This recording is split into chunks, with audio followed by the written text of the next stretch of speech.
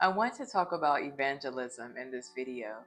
When I was in Singapore doing ministry, I was praying for this girl, and she was telling me that she wanted to go back to her home country to speak to her family about Jesus because no one was saved and no one knew about Jesus. And as I began to pray for her, the Lord said to her, "Let your light shine." In other words, He was trying to say, don't be so concerned about what to say, just let your light shine. I could tell that she had a major burden for her family, and she was talking about like saying the right things. But it's not always about saying the right things. Sometimes it's just about letting your light shine. I was talking to another girl, and she was telling me that she evangelizes to her friends, and they say to her, "You're always talking about Jesus," and it makes them not want to be around her. And I said to her, "Do you know that when I'm around unbelievers or friends even that are not believers yet, I don't go into our situations talking about Jesus to them. I'm always praying and I'm asking the Holy Spirit, anything I need to say, what do you want me to do?" Otherwise, I just love on them. I hang out with them and I love on them.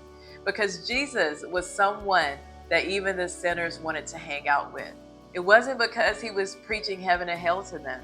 It was because He was love and He was loving on everyone so much. And then I was talking to another friend that does a lot of evangelism.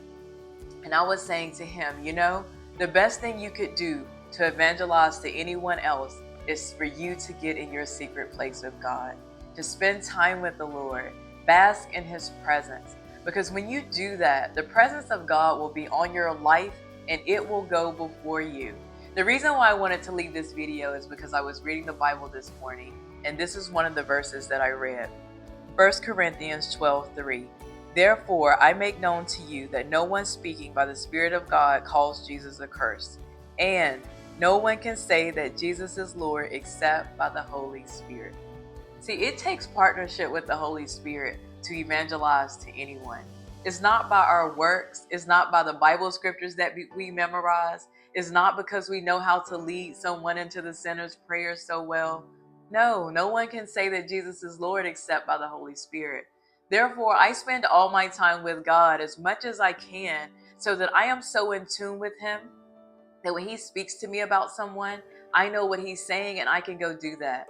I always say to the Lord, let me be the best tool in your hands. I'm not the hand, I'm only the tool in His hands. And as I spend time with Him, He can decide, Angel is the tool I want to use. Angel, you go do this. You say this to this person.